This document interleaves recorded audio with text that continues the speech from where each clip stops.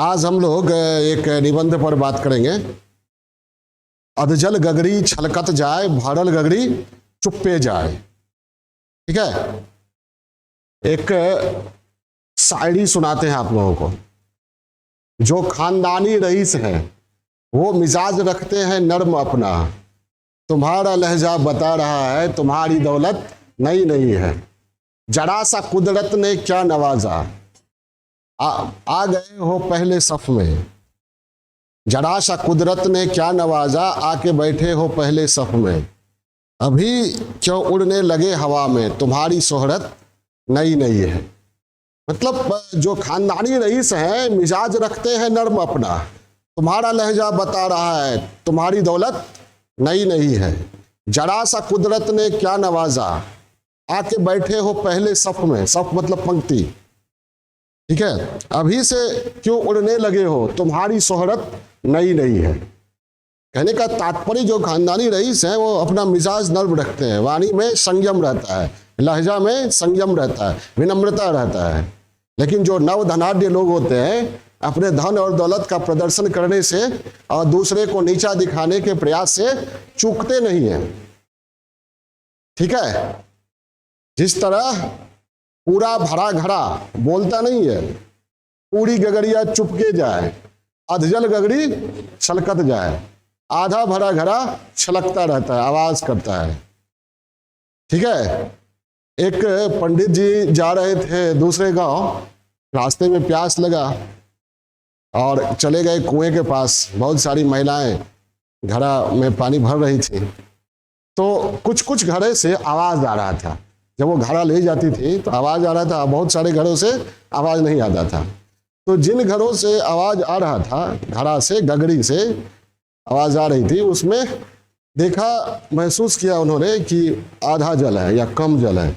और जो घड़ा चुपचाप जा रहा है, कोई आवाज उससे जिस गगरी से नहीं आ रही है, वो क्या है, पूरा भरा है।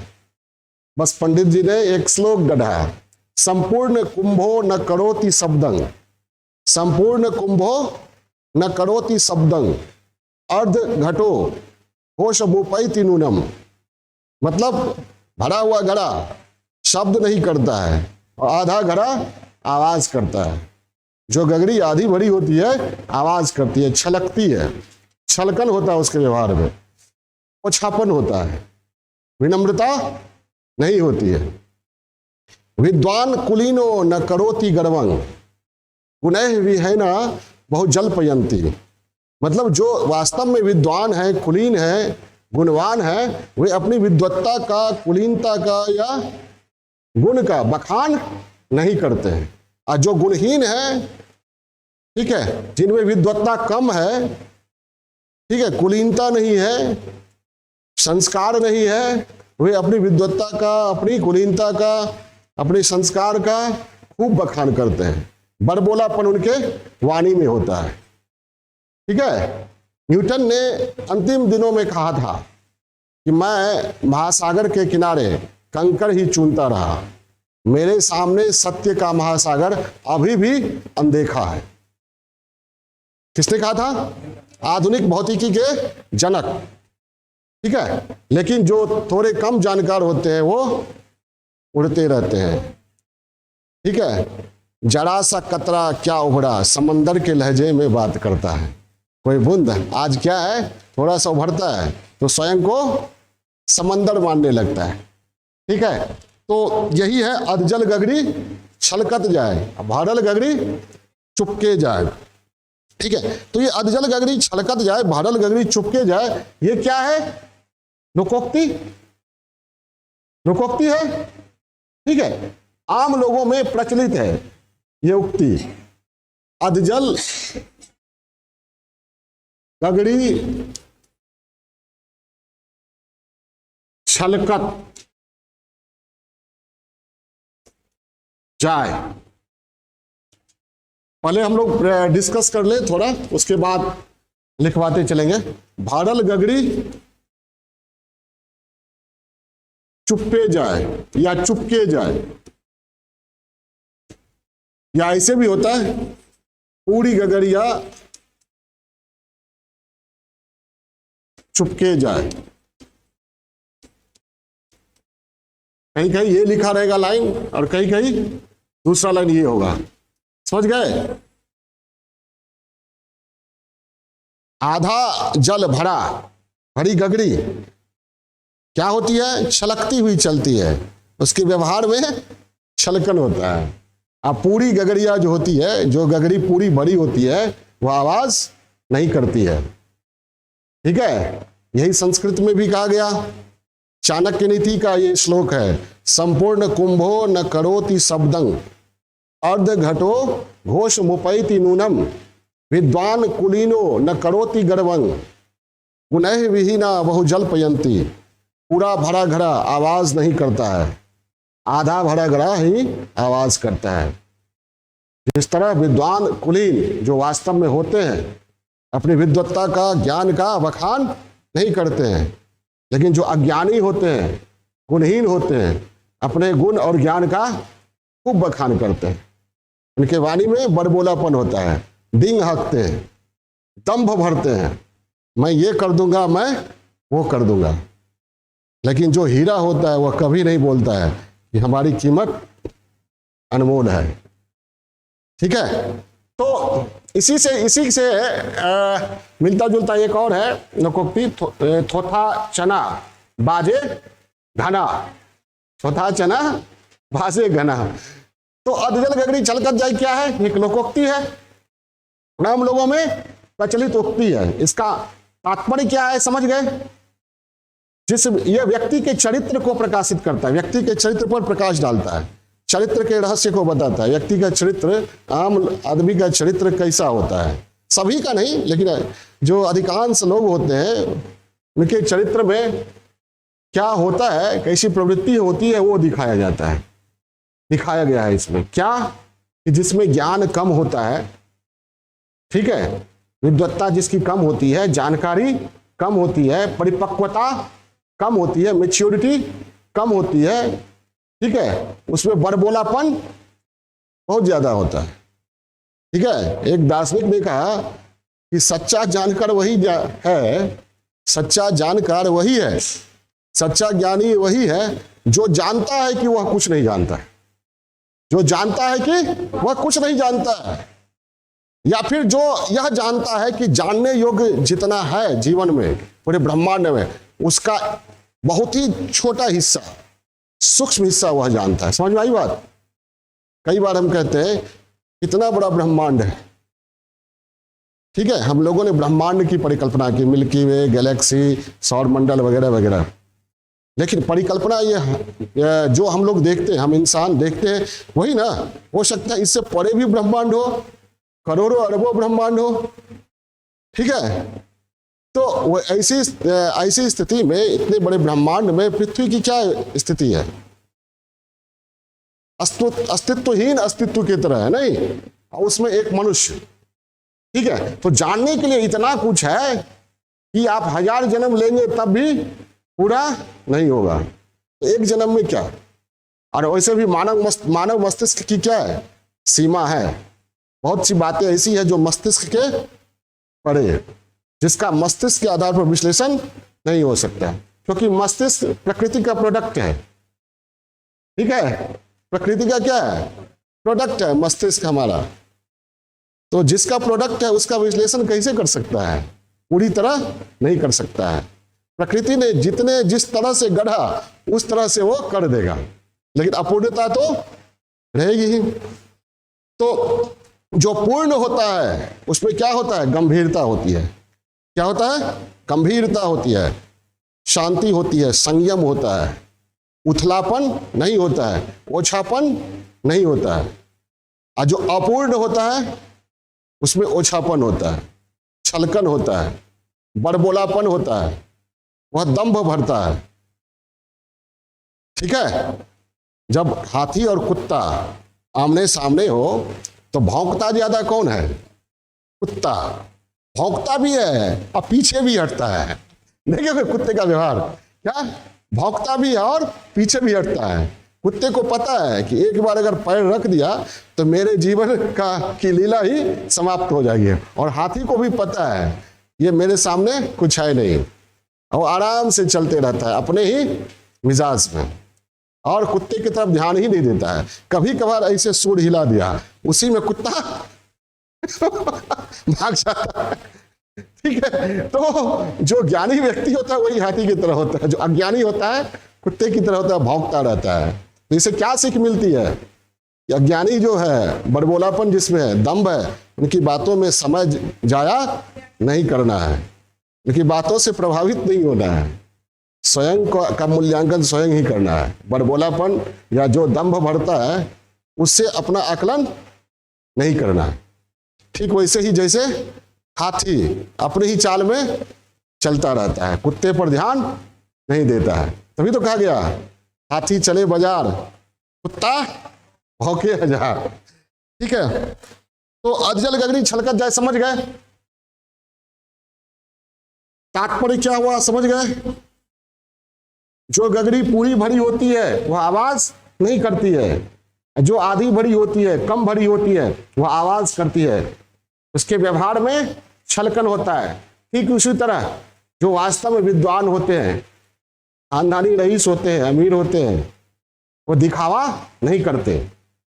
ठीक है, और जो कम जानकार होते हैं, कम जानकार होते हैं, अज्ञानी होते हैं, उनमें बड़बोलापन होता है, दंभ होता है, ओछापन होता है। इसका तात्पर्य यही है। तो ये है तात्पर्य। इसे क्या सीख मिलता है? पहले तो ये बताइए कि ऐसा क्यों होता है, क्यों और कहां कहां।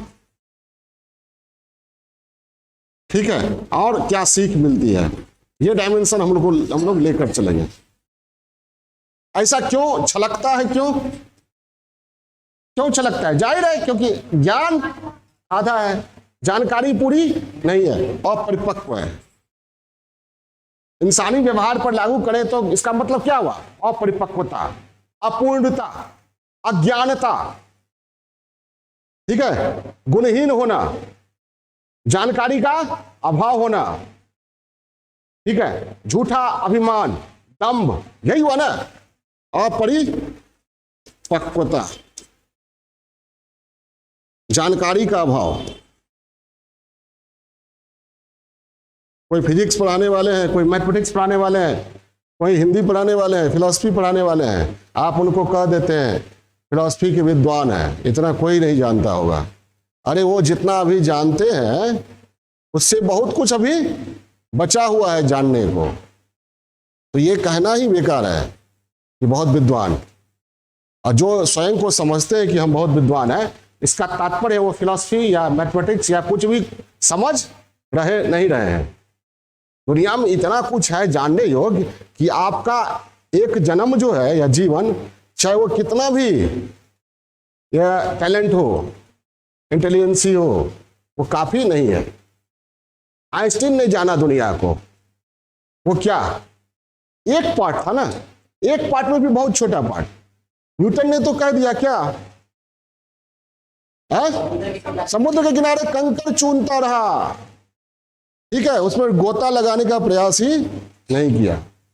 लियोनार्डो दा विंची, बहुमुखी प्रतिभा का धनी, जानते थे उन्होंने क्या कहा? मैंने मानवता और ईश्वर के प्रति बहुत ही अन्याय किया है, क्योंकि मेरी कला को जिस पूर्णता तक पहुंचना चाहिए उस पूर्णता तक मैं पहुंचा नहीं पाया। जबकि उनकी मोनालिसा देखने के लिए पेरिस की म्यूजियम में आज भी करोड़ों लोग आते हैं।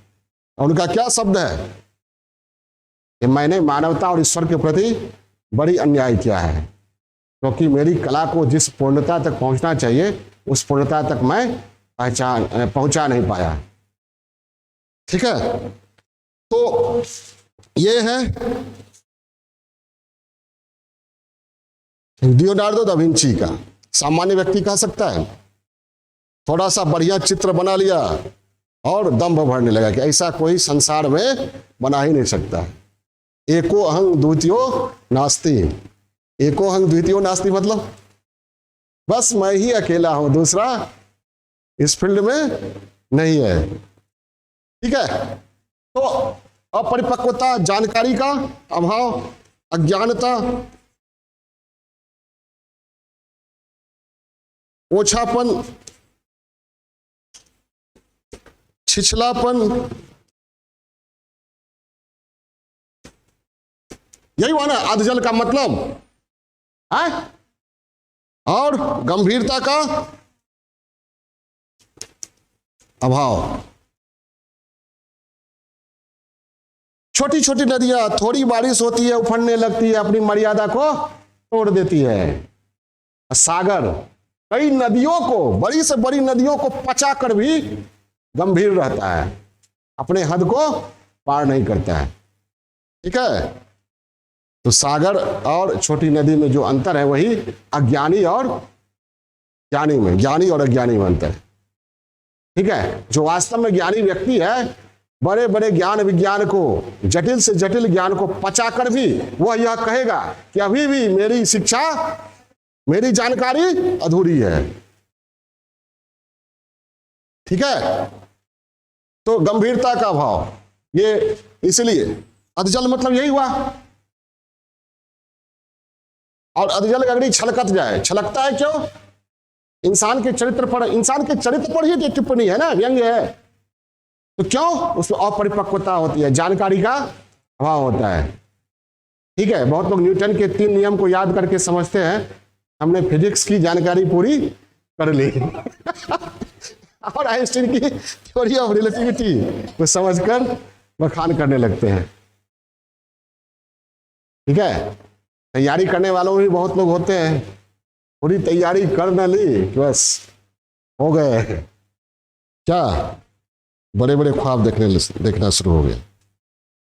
तो पतंग की तरह उड़िए, लेकिन डोर जमीन पर रहना चाहिए, नहीं तो जमीन से डोर छूटा तो पतंग का कोई अस्तित्व, तो कहाँ लहराता हुआ गिरेगा कोई ठीक नहीं है। इसलिए उड़िए, लेकिन जमीन पर पैर होना चाहिए, जमीन से जुड़ा होना चाहिए। ये बताता है, ये बहुत कुछ बताता है अधजल गगरी छलकत जाए। क्यों बताता भाई? आइए, आप कहां कहां देखते हैं ऐसे निबंध का विस्तार करने के लिए बताइएगा ना।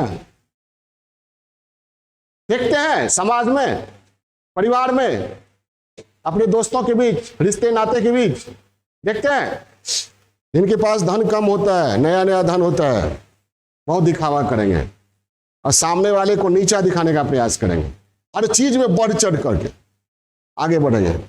कोई 1 लाख चंदा देगा तो 5 लाख देगा, अपनी अहमियत दर्शाने का प्रयास करता है, अपनी उपस्थिति दर्ज कि हम हो गए हैं, हम वो हो गए हैं जो पहले नहीं थे और जो अब कोई हमारे सामने नहीं है, ये दिखाने का प्रयास करते हैं। ऐसे लोग हैं, बहुत लोग हैं, छात्रों में, शिक्षकों में, ठीक है, समाज में, परिवार में, बहुत सारे लोग हैं।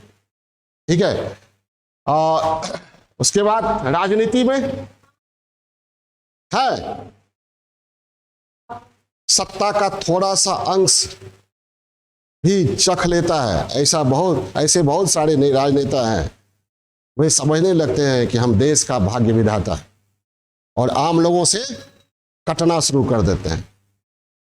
ठीक है, प्रशासन में भी बहुत सारे लोग हैं, ठीक है, जो समझते हैं कि पूरे इलाके का हम भाग्य विधाता हैं, हमारे बिना यहाँ पत्ता भी नहीं हिलता है। ठीक है, जबकि सच ये है कि जब आप नहीं थे तब भी पत्ता हिलता था, और है तो भी, और नहीं रहिएगा तो भी पत्ता हिलेगा। ठीक है, तो ये है, राजनीति में बहुत सारे नेतागण हैं ऐसे। एक प्रधानमंत्री चंद्रशेखर थे, बहुत गंभीर राजनेता थे, उनके जीवन का वाकया है, उन्हीं के इंटरव्यू में मैंने सुना था, उन्हीं के मुंह से, मतलब इंटरव्यू में उन्होंने कहा था कि चंद्रशेखर एक समुद्र के किनारे एक बार खड़े थे और उनके साथ एक बहुत बड़े राजनेता खड़े थे। राजनेता का नाम उन्होंने नहीं बताया, उनके इंटरव्यू में मैंने सुना था। तो जो बहुत बड़े राजनेता थे, उस समय चंद्रशेखर युवा थे, तो बहुत बड़े जो राजनेता थे वो खड़े थे, और समुद्र का पानी क्या है, आप खड़े रहिएगा तो पानी आता है जाता है ना, आ रहा था जा रहा था। तो बड़े राजनेता जो थे उन्होंने चंद्रशेखर को कहा, देखो समुद्र भी मेरी महत्ता के आगे झुका हुआ है और बार बार मेरे पांव पखाड़ने के लिए बेताब है। ठीक है, तुम लोग महसूस करो इस बात को। तो चंद्रशेखर बेबाक बोलने वाले थे, बिना लाग लपेट के। ठीक है, जो सच थे वो बोलने वाले थे। ठीक है, उन्होंने कहा कि इस समुद्र की महानता के आगे आकर भी आपको अपनी क्षुद्रता का एहसास नहीं हुआ। समुद्र पैर पखाड़ेगा व्यक्ति का, एक बार जाके बीच में देखिए। क्या एक बार बीच में जाके देखिए, समंदर आपका पैर पखाड़ता है या क्या करता है? इंसान का कोई औकात है नहीं। समंदर से बात करते हैं। एक कतरा जरा सा उभरता है तो समंदर के लहजे में बात करता है। कितना सही कहा है किसी शायर ने।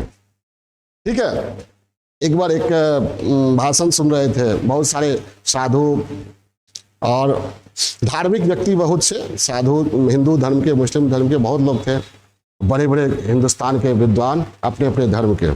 तो एक व्यक्ति जो कवि था वो सबकी शान में कुछ पढ़ने लगा। अब पढ़ने के दौरान उन्होंने कहा कि हिमालय के किनारे तो बहुत सारी नदियां मैंने देखी है, लेकिन इस गंगा के किनारे वो हो रहा था हरिद्वार में, लेकिन एक नदी के किनारे इतने हिमालय पहली बार देखा मैंने। नहीं समझे? गंगा के किनारे हरिद्वार में वो हो रहा था सभा। उन्होंने कहा हिमालय के किनारे बहुत सारी नदियों को बहते देखा है, लेकिन एक नदी के किनारे इतने हिमालय को पहली बार देखा। तुलना किससे कर दिया? हिमालय से। ठीक है, आप कितना भी जान लीजिए, आपका व्यक्तित्व कितना भी बड़ा हो, प्रकृति से बड़ा हो ही नहीं सकता, खासकर हिमालय। ठीक है, अथाह जानकारी, अथाह रहस्य हिमालय अपने अंदर समेटे हुए है। कोई व्यक्ति हिमालय कैसे हो सकता है?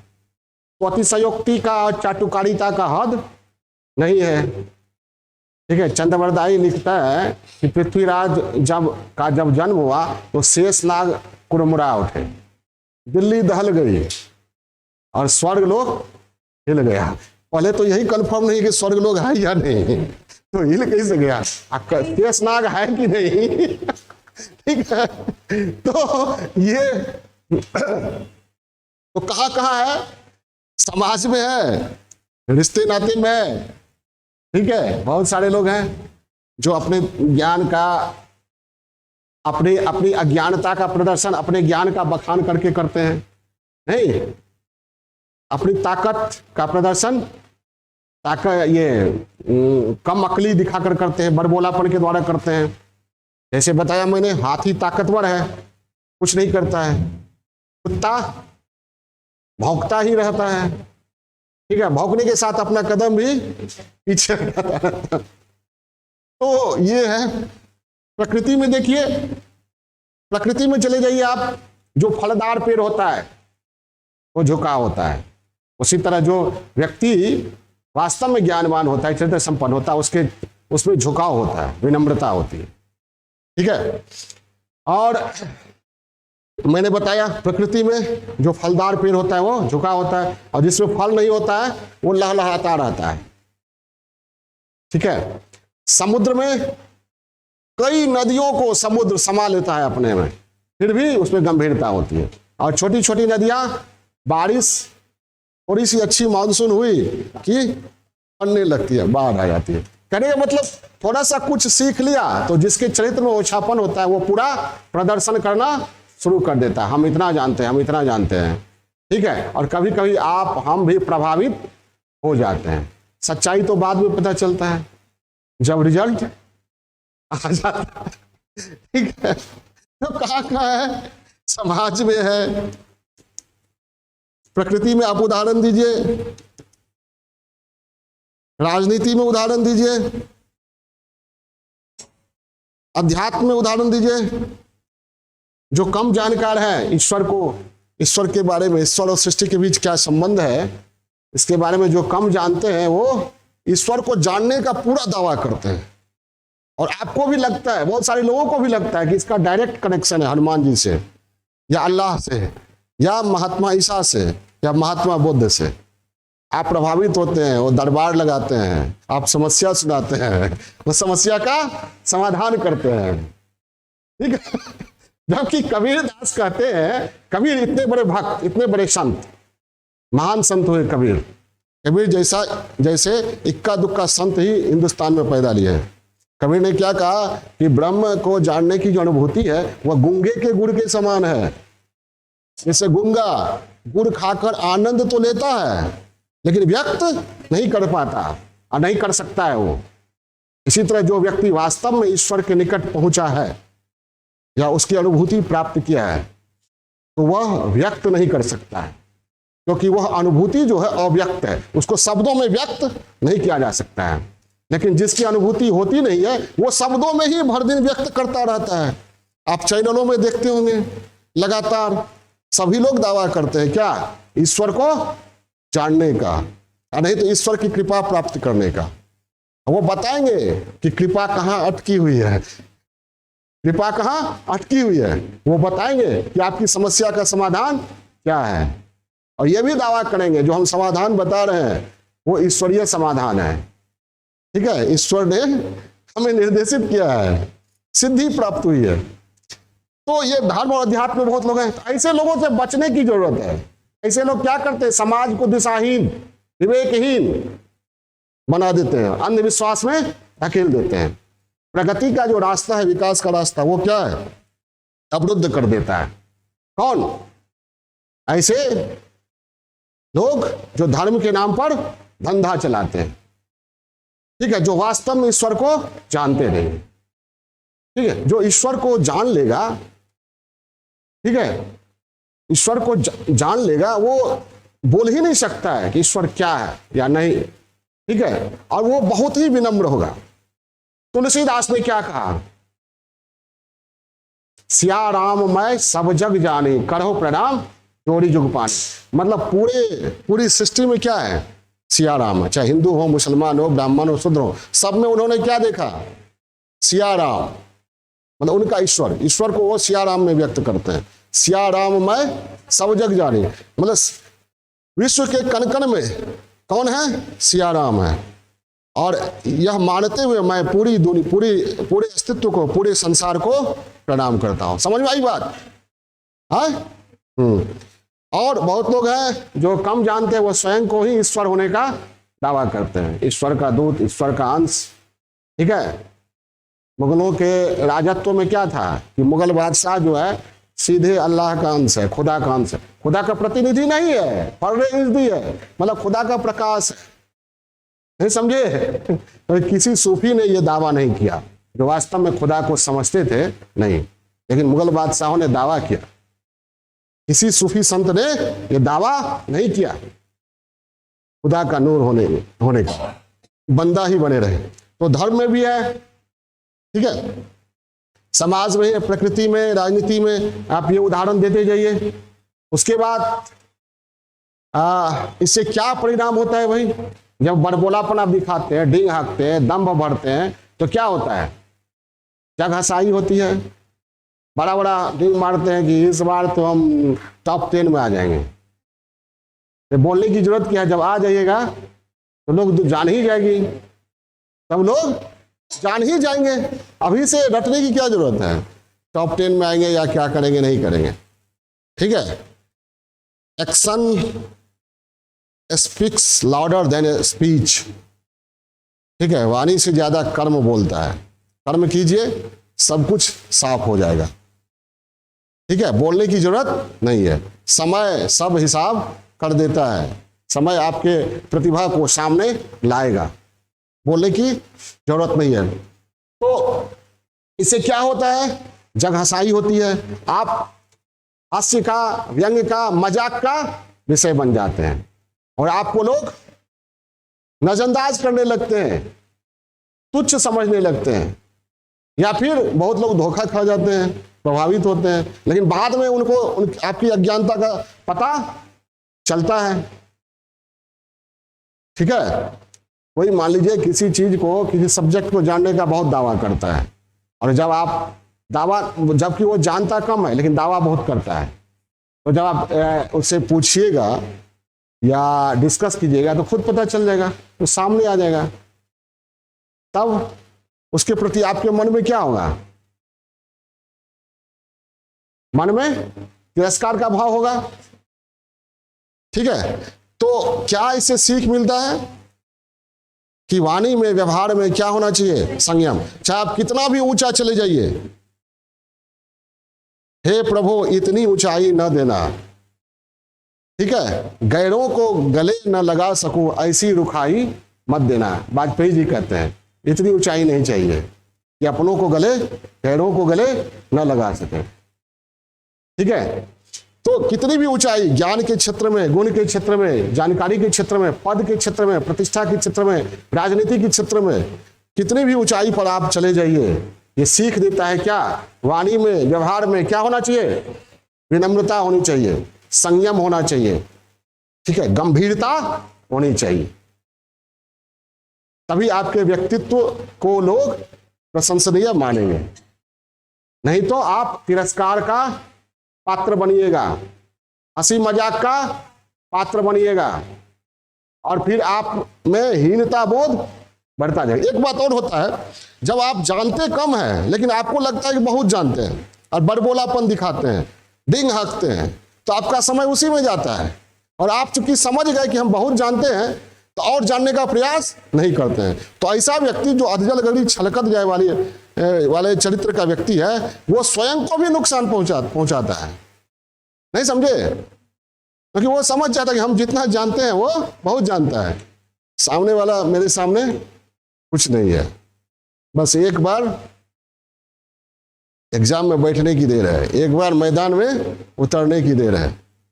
ठीक है, पहाड़ी नदी चलती है जब, खूब उछलती कूदती, इधर उधर भटकती चलती है ना, और जब मैदान में उतरती है तब गंभीर होना शुरू होता है। और गंतव्य उसका कहाँ है? समुद्र में। आज जब समुद्र में आती है तब देखती है, अरे बाप, इतना विशाल भी होता है, और उसमें लीन हो जाती है, अस्तित्व खत्म हो जाता है। समझ में आई बात? तो जीवन के शुरुआती क्षणों में हमारा आपका व्यवहार भी ऐसा ही होता है। शुरुआती दौर में लगता है कि दुनिया में कुछ भी असंभव नहीं है, सब कुछ हम कर सकते हैं, सबसे ज्यादा जान सकते हैं, सबसे ज्यादा पा सकते हैं, सबसे पहले पा सकते हैं, बहुत कुछ दिमाग में उभरता रहता है। जैसे जैसे आप आगे बढ़ते हैं वैसे वैसे समझ में आने लगता है कि जो हम समझते थे उतनी ही दुनिया नहीं है। ठीक है, एक तरुण मुनि सागर थे, लोगों के जीवन का व्याख्यान करते हैं वो कि 10 तक दौड़ा, तो 10 वर्ष तक लोग दौड़ता रहता है, अब 20 में बावड़ा, 20 का होता है तो बावड़ा, मतलब क्या ऐसा नहीं है जो हम नहीं कर सकते हैं। 30 में तीखा, जब 30 का होता है, जब धीरे धीरे पता चलता है तो तीखापन आ जाता है, जब नहीं मिलता है जो चाहता था। 40 में चाटा जाता है, क्या चटा जाता है, 50 में पक जाता है, 60 में सठिया जाता है, और 90 में नहीं रहे। 90 में नहीं रहे मतलब 90 वर्ष के जब हो जाते हैं कोई, उनका होना नहीं होना परिवार वालों पर कोई फर्क नहीं डालता है, और 100 में सो गए। कितना सटीक व्याख्या उन्होंने किया। ठीक है, तो 20 तक रहता है क्या? अधजल गगरी छलकत जाए वाली बात। लगता है कि ऐसा कोई किला नहीं है जो हम तोड़ नहीं सकते हैं।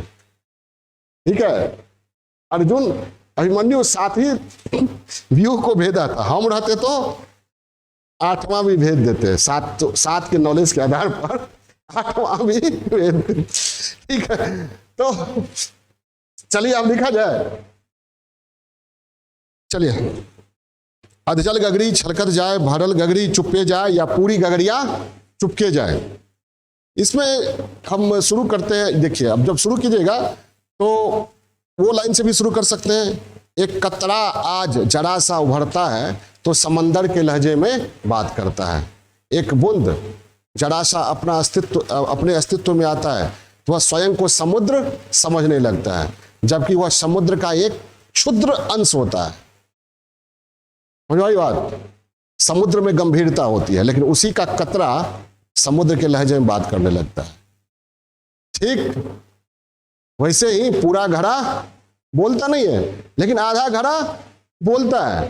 तो एक वो दे सकते हैं, एक और दे सकते हैं, जो खानदानी रईस है, मिजाज रखते हैं नर्म अपना, तुम्हारा लहजा बता रहा है तुम्हारी दौलत नई नई है। जरा सा कुदरत ने क्या नवाजा कि आके बैठे हो पहले सफ में, मतलब कुदरत ने थोड़ा सा ज्ञान दे दिया, धन दे दिया, आके पहली पंक्ति में बैठ गए, देखे नहीं कि और भी कोई है जिसको आगे बैठना चाहिए, जिसके पीछे हमें होना चाहिए। अभी से उड़ने क्यों लगे हो हवा में, तुम्हारी शोहरत नई नई है। तो इससे भी शुरू कर सकते हैं, ठीक है। न्यूटन की उस पंक्ति से भी शुरू करते हैं। न्यूटन की पंक्ति लिखिए। मुझे न्यूटन ने जीवन के अंतिम क्षणों में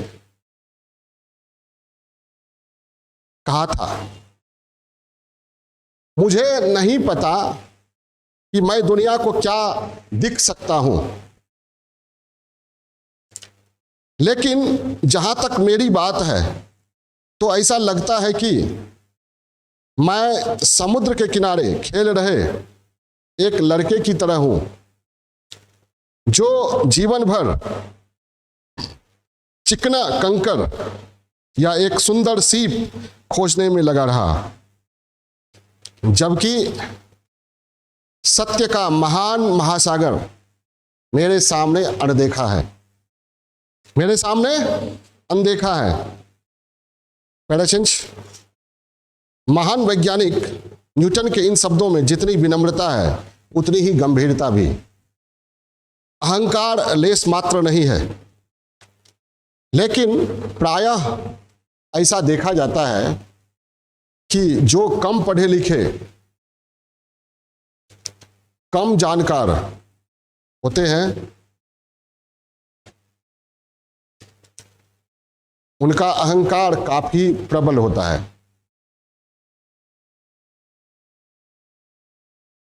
उनके वाणी और व्यवहार में घमंड का भाव झलकता रहता है।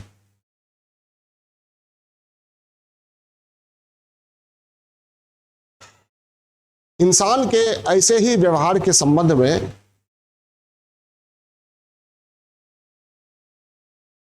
यह लोकोक्ति प्रचलित है।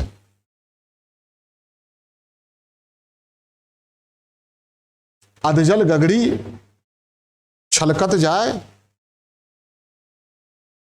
पूरी गगड़िया चुप्पे जाए।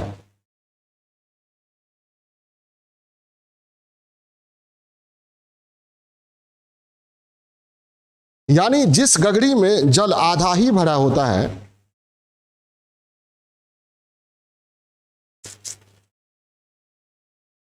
या थोड़ा जल होता है,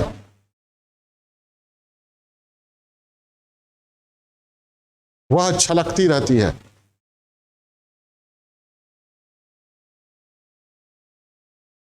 कौमा आवाज करती रहती है।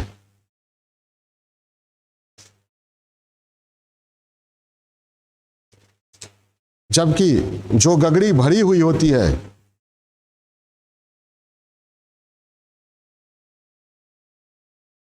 कौमा छलकती नहीं है।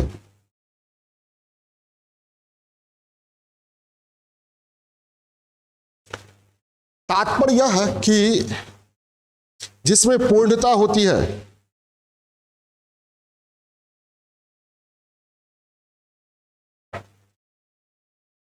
उसी में विनम्रता, गंभीरता और अस्थिरता होती है।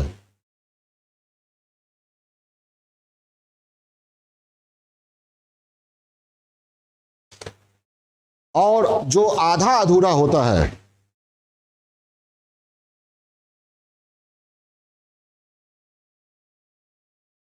उसका अहंकार हिमालय की तरह होता है।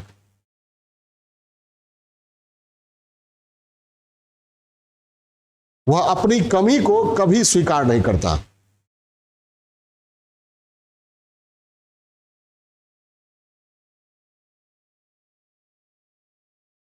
चाणक्य नीति में कहा गया है, संपूर्ण कुंभ हो संपूर्ण कुंभो न करोति शब्दम।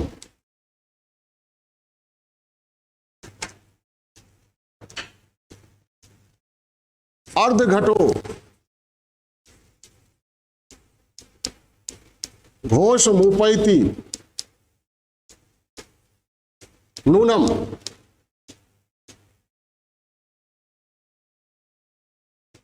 विद्वान कुलीनो न करोति गर्वम।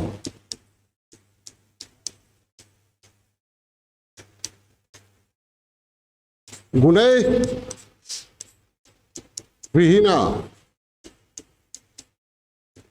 बहु जल्पयन्ति।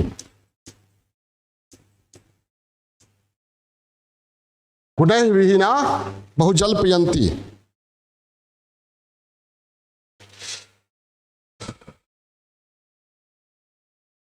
तात्पर्य है कि भरा हुआ घड़ा आवाज नहीं करता है।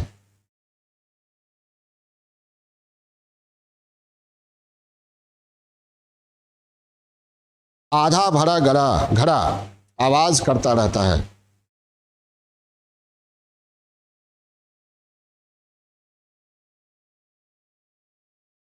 उसी तरह विद्वान कुलीन गर्व नहीं करते।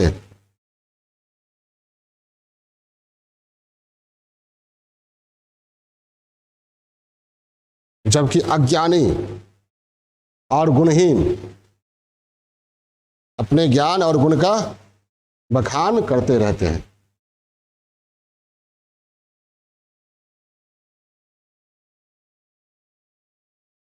रामायण में देखे होंगे, रावण की तरफ से जो भी लड़ने आता है लंबी लंबी बात करता है, और इधर श्री राम के शिविर में एक से एक बलशाली है, और सबसे बड़े बलशाली जय हनुमान ज्ञान गुण सागर, जय कपीस तिहुँ लोक कुल जागर, अतुलित बल के धाम। ठीक है, उनको पता ही नहीं कि हमारे पास कितना ताकत है। समुद्र के किनारे खड़े हैं, कैसे जाएंगे सीता मैया का पता लगाने के लिए। जामवंत याद दिलाता है, हनुमान जी आप क्या नहीं कर सकते हैं, ठीक है, आपको पता ही नहीं है। तब हनुमान को पता लगता है, और फिर एक ही उड़ान में पहुंच जाते हैं। कहाँ? श्रीलंका। तो हनुमान जी का जो चरित्र है उससे भी सीख लेना चाहिए कि आप कितनी भी ऊंचाई पर चले जाइए, आपको लगे कि हम जमीन पर ही हैं, हम जानते ही नहीं कुछ है, हमारे पास ताकत ही नहीं है, वो विनम्रता होनी चाहिए। ठीक है, तभी हनुमान की तरह श्री राम का संकट मोचक बन सकते हैं।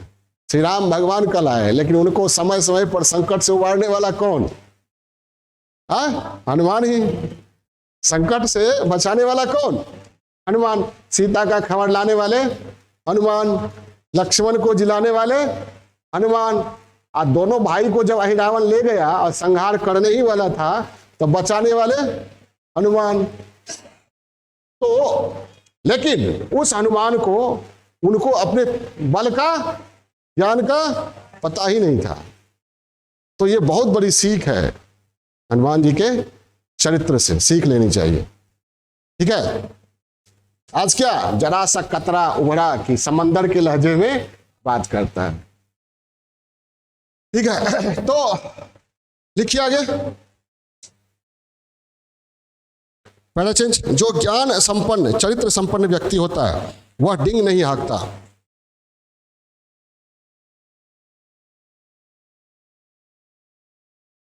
जो वास्तव में ज्ञान संपन्न होता है, चरित्र संपन्न है, वह डिंग नहीं हाँकता, दम नहीं बढ़ता है। वो अपनी कमी को स्वीकार कर लेता है। अगर है कमी तो स्वीकार करता है। वह यह कह सकता है कि बहुत कुछ जानने के लिए जो अभी हम जानते नहीं है। जैसे एक महान दार्शनिक ने क्या कहा, बताया ना मैंने, कि सच्चा ज्ञानी वही है जो यह समझता है कि वह कुछ नहीं जानता है। और जो समझता है कि हम बहुत जानते हैं, तो शायद वो जानता ही नहीं है कि जानने के लिए बहुत कुछ है, इतना कुछ है कि आप 1000 जन्म ले लीजिएगा लाख जन्म ले लीजिएगा तब भी अगर आपके ज्ञान विज्ञान को जोड़ दिया जाए तब भी कम है। ठीक है, यस। तो क्या होता है ऐसे व्यक्ति में? डिंग नहीं हाँकता है। उसमें क्या होता है? लचीलापन होता है, फ्लेक्सिबिलिटी। उसमें लचीलापन होता है, उसमें लचीलापन होता है। लेकिन जिसके चरित्र में ओछापन होता है उसमें मुर्दे की तरह अकड़न होती है। झुकता वही जिसमें जान होती है, अकड़न तो मुर्दों की पहचान होती है। मुर्दा को देखिए अकड़ा हुआ रहता है, जिसमें जान होता है वही कमर झुका सकता है। ओछापन होता है, उसमें मुर्दा की तरह अकड़न होती है। वह इस बात को नहीं समझ पाता कि जितना वह जानता है उतना ही ज्ञान नहीं है। ज्ञान अनंत है, अथाह है। मानव मस्तिष्क से परे बहुत कुछ है जो मानव के समझ से ही बाहर है। एक छोटा सा वायरस कोरोना आया जो ठीक से हम लोगों को दिखता भी नहीं है, सूक्ष्मदर्शी से दिखता है ना, बहुत छोटा है। अब वो अपना डुप्लीकेट बनाने में महारथी, अरबों खरबों डुप्लीकेट बना के पूरी दुनिया को हिला डाला। अब कहाँ गया रोबोटिक्स? ठीक है, नैनो टेक्नोलॉजी, ठीक है क्या? तो ये ज्ञान अनंत है, मस्तिष्क से बहुत कुछ परे है जो मानव समझ से बाहर है। इसलिए कहा जाता है झुकता वही है जिसमें जान होती है, अकड़न तो मुर्दों की पहचान होती है। पहला चेंज, जो लोग व्यक्तित्व संपन्न होते हैं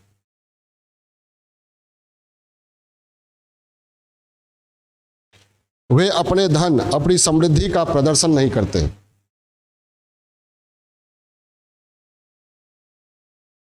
उनका व्यवहार संयत होता है।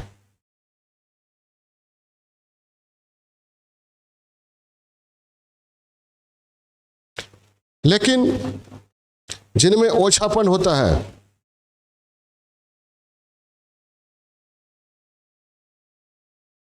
अगर उनके पास थोड़ा धन आ जाए तो वे हर वक्त हर जगह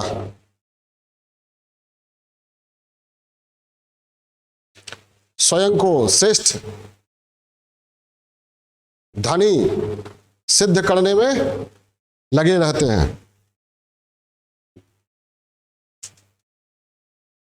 उनको यह भी पता नहीं है कि धन से मिला हुआ सम्मान बहुत दिनों तक टिकता नहीं है। और खास करके भारत में, भारतीय समाज और संस्कृति में क्या है? बुद्ध के पास धन था क्या? गांधी के पास धन था, जयप्रकाश नारायण के पास धन था, लेकिन इनके सामने बड़े बड़े राजनीतिज्ञों, सम्राटों ने घुटने टेका।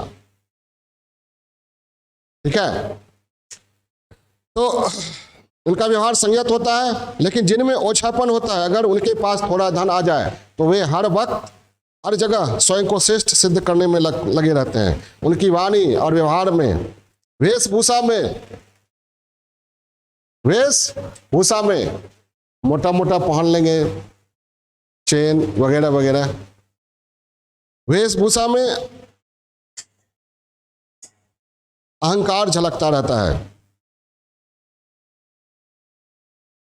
इसी स्थिति को लक्ष्य करके कहा गया है जो खानदानी रईस हैं वो मिजाज रखते हैं नर्म अपना,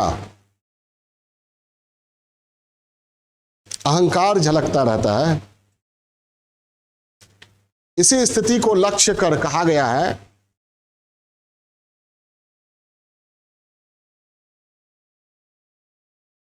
जो खानदानी रईस हैं वो मिजाज रखते हैं नर्म अपना, तुम्हारा लहजा बता रहा है तुम्हारी दौलत नई नहीं है। देखिए हम इसमें बहुत सारे शेरो शायरी बहुत कुछ लिखवाएंगे, जरूरी नहीं कि सारा लिखिए, आप 2-3 निबंध में डाल दीजिए, काफी है।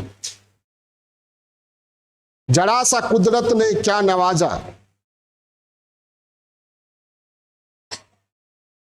कि आके बैठे हो पहले सफ में। सफ मतलब पंक्ति।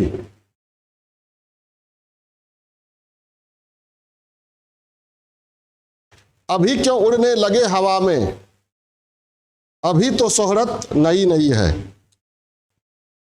पहला चेंज, समुद्र अथाह जलराशि का स्वामी होता है।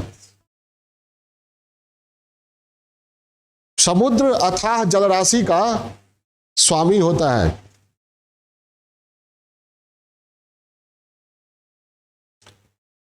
जो खानदानी रईस हैं वो मिजाज रखते हैं नर्म अपना। क्या लिखे? सामने आ जाती हैं। पहला चीज, अगर धन बढ़ता है, अमीरी आती है,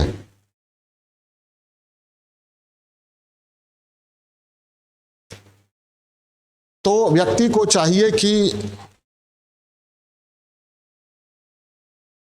दिखावा से, अहंकार से भरे, अपव्यय से बचे।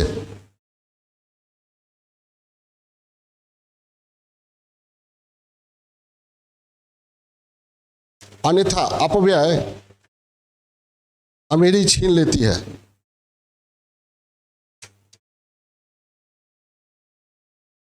और पुनः गरीबी में धकेल देती है।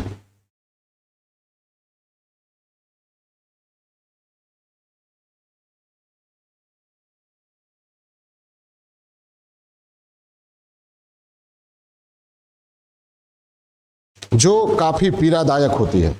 अमीरी के बाद जो गरीबी होती है वह काफी पीड़ादायक होती है।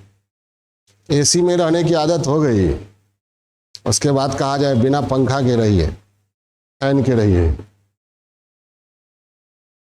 तो किसी ने कहा है अमीरी के कब्र पर पनपी हुई गरीबी बड़ी जहरीली होती है। पहला चीज, राजनीतिक परिदृश्य में ऐसे अनेक राजनेता हैं, ऐसे अनेक लोग हैं, राजनेता भी लिख सकते हैं,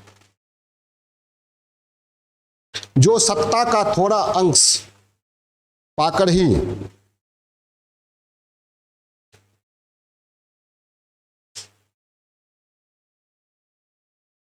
वाणी और व्यवहार में संयम खो देते हैं।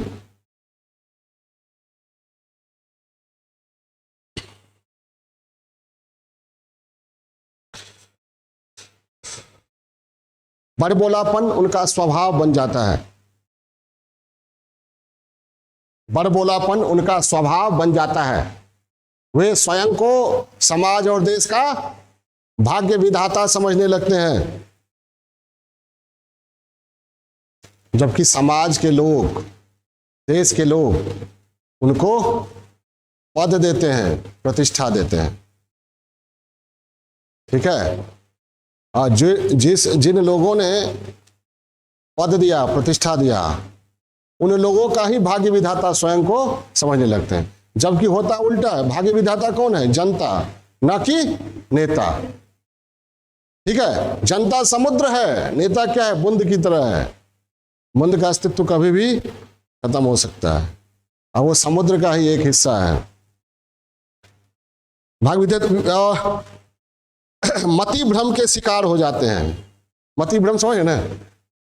भ्रम हो जाना कि हम हैं तो जमाना हमसे है, हम जमाने से नहीं। दुनिया हमें झुका दे, ये दुनिया में दम नहीं। जमाना हमसे है, जमाने से हम नहीं।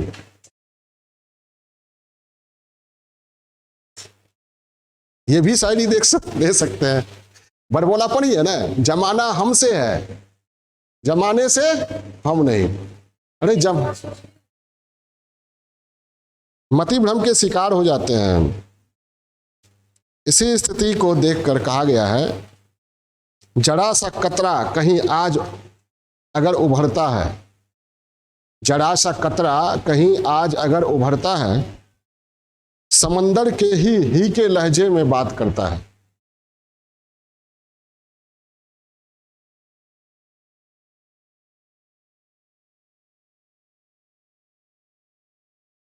जनता ऐसे लोगों को चुनाव में जरूर धूल चटा देती है।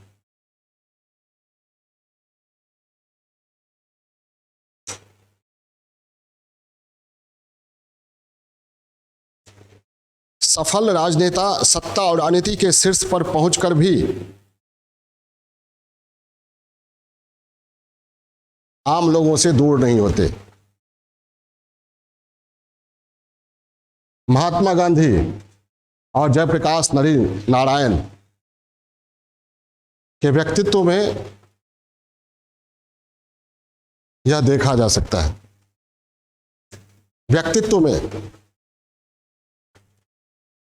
यह देखा जा सकता है।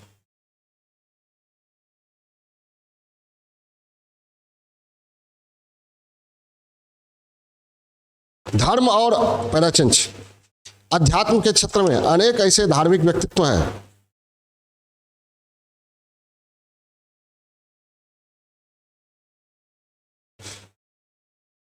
जिनमें धार्मिक ज्ञान आडंबर का दंभ बहुत होता है।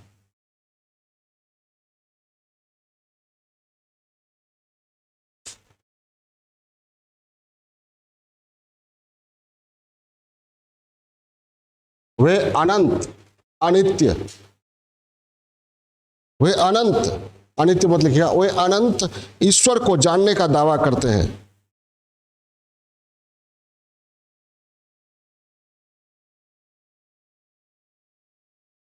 और अपने बड़बोलेपन से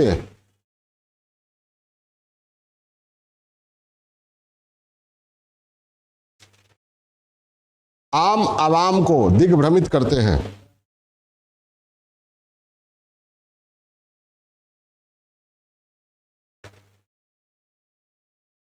ऐसे व्यक्ति समाज और राष्ट्र को पतन की ओर ले जाते हैं।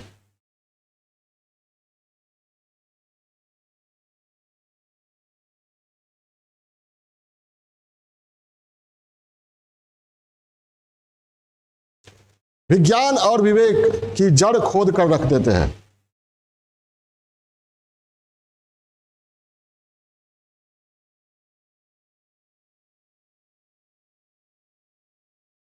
ऐसे व्यक्तियों से देश और समाज को बचाने की जरूरत है।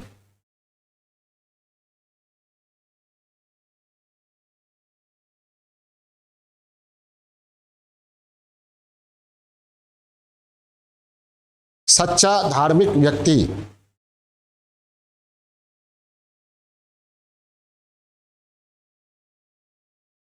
अपने रहस्यवादी अनुभूति के बारे में भी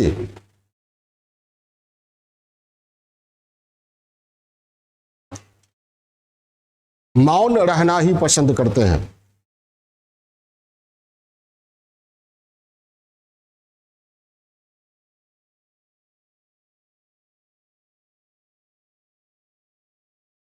संत कबीर के शब्दों में ईश्वर की अनुभूति गूंगे के गुड़ के समान है।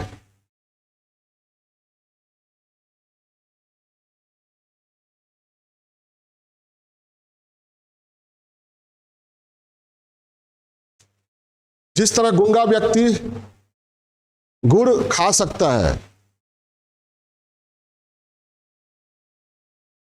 आनंद प्राप्त कर सकता है, खाने का आनंद, लेकिन व्यक्त नहीं कर सकता।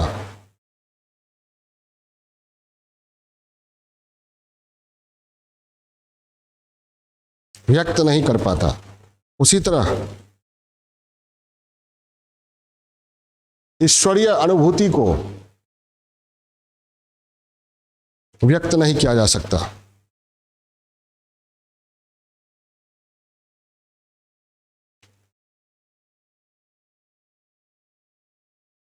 तो ऐसे लोगों से क्या दिक्कतें होती है समाज को, ठीक है, आम आवाम को, वो भी उस पर ये लिखवा रहे हैं। आगे फिर लिखिए। पैराचन, जिस व्यक्ति में ज्ञान का दंभ होता है वह समाज के साथ साथ स्वयं को भी नुकसान पहुंचाता है।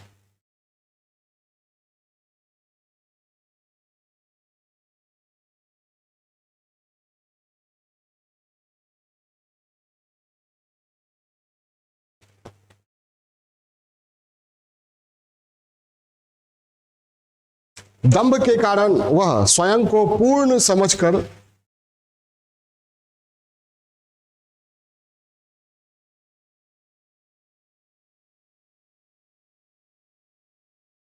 प्राप्त करने का प्रयास छोड़ देता है।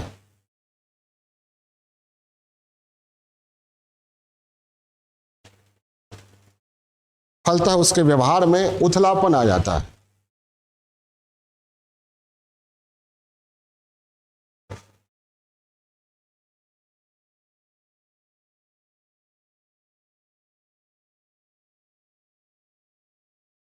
पैराचेंज, जीवन में प्रगति के लिए स्वयं को अपूर्ण मानते हुए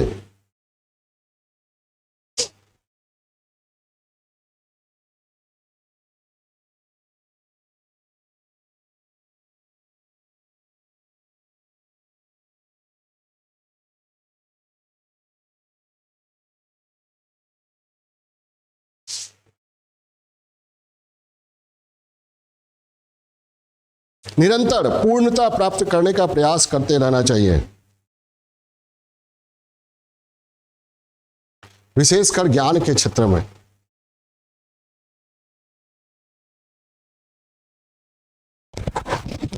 विशेषकर ज्ञान के क्षेत्र में एक महान दार्शनिक के शब्दों में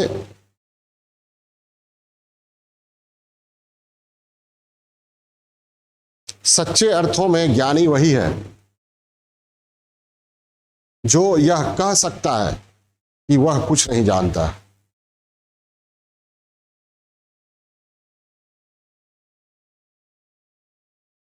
कौमा जो यह जानता है कि वह कुछ नहीं जानता है।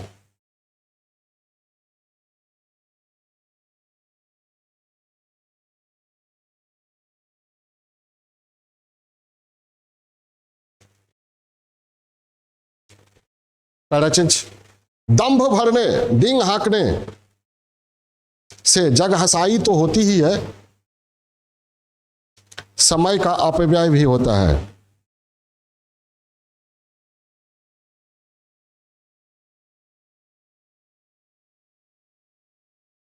मान, प्रतिष्ठा, गरिमा का हनन होता है।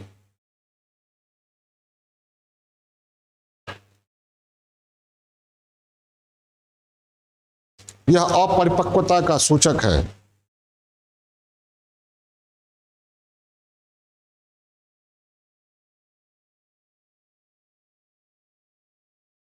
दंभी व्यक्ति रिश्ता, नाता, मित्र, समाज सब खो देता है।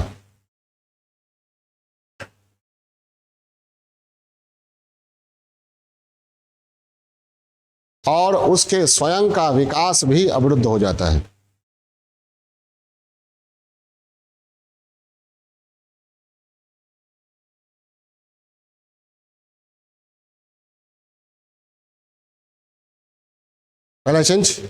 अतः वाणी और व्यवहार में संयम, गंभीरता, सच्चाई का होना बहुत जरूरी है।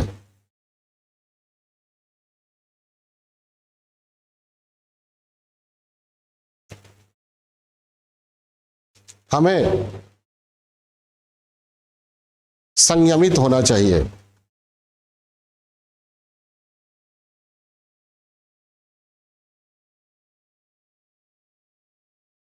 अगर बोलना हो तो उतना ही बोलना चाहिए जो हमारा सच है।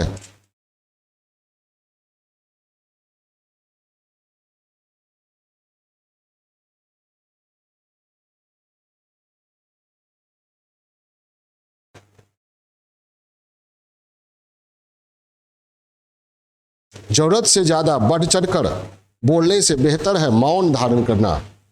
मौन धारण करना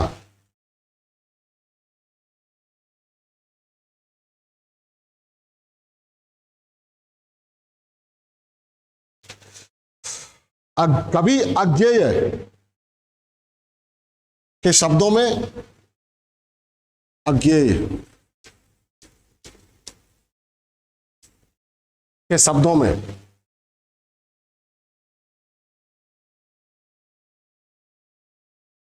कहा सागर ने चुप रहो,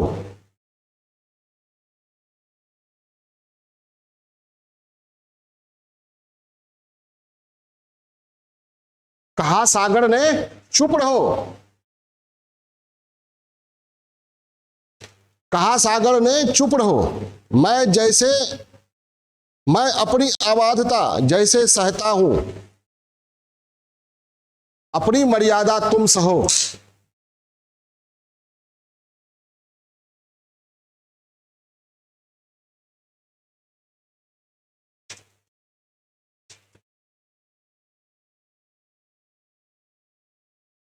क्या लिखा? कहा सागर ने चुप रहो, मैं अपनी अबाधता जैसे सहता हूं, तुम अपनी मर्यादा सहो। कहा सागर ने चुप रहो, मैं अपनी अबाधता जैसे सहता हूं, अपनी मर्यादा तुम सहो।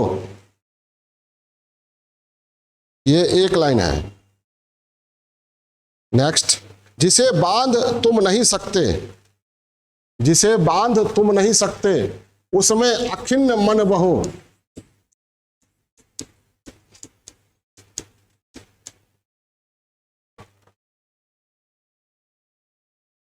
अखिन्न मन बहो मतलब बिना खिन्न हुए, जिसे तुम बांध नहीं सकते उसमें अखिन्न मन बहो।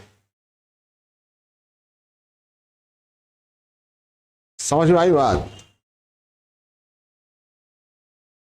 मौन भी अभिव्यंजना है, मतलब मौन भी बहुत कुछ कहता है, मौन भी अभिव्यंजना है।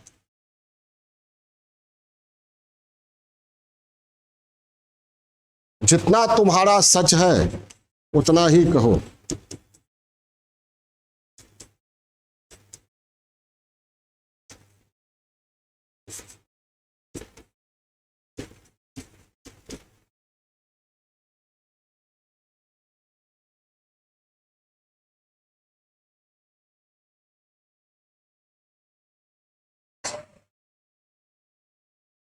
सागर ने कहा चुप रहो, मैं अपनी अबाधता जैसे सहता हूं, अपनी मर्यादा तुम सहो। क्रॉस क्रॉस क्रॉस देके सीधे यहां तक यहां कह सकते हैं, मौन भी अभिव्यंजना है, जितना तुम्हारा सच है उतना ही कहो। मतलब ज्यादा बकबक करने की जरूरत नहीं है। समुद्र क्या कह रहा है? अरे हम अबाध हैं, बाधा हमें कोई नहीं बांध सकता है, फिर भी हम गंभीर हैं, अपनी मर्यादा में रहते हैं। तुम भी अपनी मर्यादा में रहना सीखो, और तुम्हारा जितना सच है वही बोलो, और नहीं तो मौन रहो। मौन भी बहुत कुछ कहता है।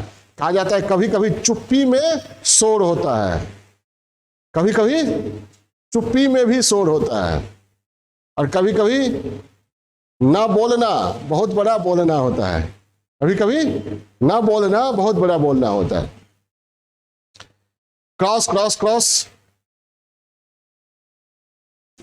मतलब ये पूरा लिखा दे रहे हैं। अगर एग्जाम में लिखना हो तो केवल एक लाइन लिख सकते हैं, मौन भी अभिव्यंजना है, तुम्हारा जितना सच है उतना ही कहो। इसी से क्लियर हो गया, बकबक करने की जरूरत नहीं है, चुप रहो। तुम नहीं व्याप सकते, तुम में जो व्यापा है उसी को निभाओ।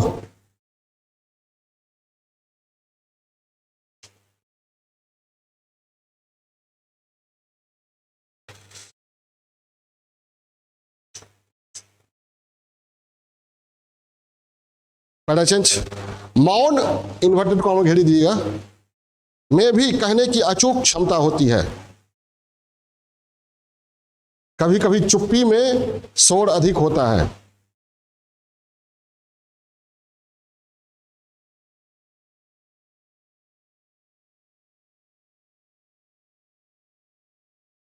कुछ देर की बात है फिर शोर आएगा, तुम्हारा वक्त आया है, हमारा दौर आएगा। अगर कोई बड़बोलापन करे तो उसे कह दीजिए। मौन धारण करने से व्यक्ति स्वयं को अप्रिय स्थितियों से बचा सकता है। स्वयं का विश्लेषण कर स्वयं को शुद्ध बुद्ध बना सकता है। स्वयं को शुद्ध बुद्ध बना सकता है। सीख यही है।